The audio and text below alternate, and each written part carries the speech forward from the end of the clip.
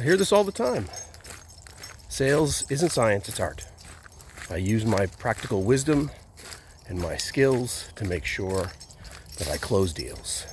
And on the other side of the coin, sales isn't art, it's science. How many times do we do something in a repeatable way that turns into data and benchmarks that we can use to make better decisions? Fair enough. Trouble is, it's both. Good morning, everybody. Today, Ruby and I, we're talking about the art and science of sales. And that there is no one or the other. It's both.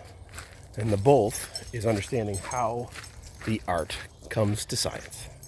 So, lots of reps out there look at CRM with absolute abject disdain because it slows them down and makes them do things that they don't want to do, which is tell a story about how good they are. Let's be very clear. So, layer that on top of QBRs, and it gets really uncomfortable for reps that are not absolute rock stars killing all their numbers every day, which is bell curve it, not all of them.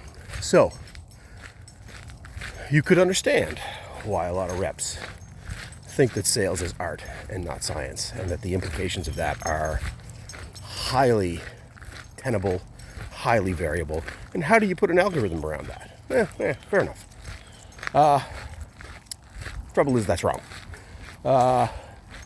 Then you go into the science camp, and it's all about CRM and data points and conversion rates and conversion between stages of a sale. And then an overall reliance on that. Because guess what? It's not all science. You're talking to people. Humans are weird. We do strange things. We have reps who think that it's a 90% chance of close, and it doesn't close. Well, what happened to make it the 10%? Well, it's people. People are weird. They do strange things. They go against nature.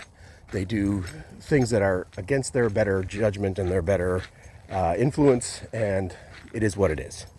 So that's why it's not all art, and it's not all science. But if you don't throw a little science in there, and it's all art, then you're just reliant on that rep's wisdom and abilities and skills, and yeah, that's not how this works.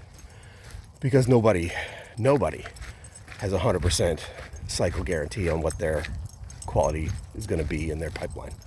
So pipeline becomes a very important function, and that is math.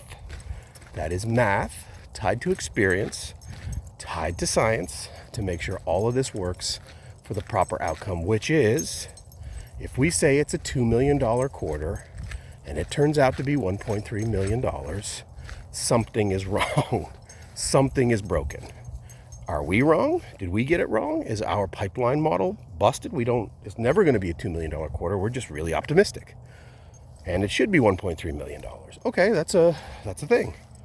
Or is it more than that? Is it structurally, how do we make sure that if we say it's a $2 million quarter, we all agree it's a $2 million quarter, that we come in at 1.995 or 2,000,001? Like, you need to do that. That's a proper way of looking at how sales works. It is about analysis. It is about data. But at the end of the day, we're trying to convince a human to do something. It's really hard.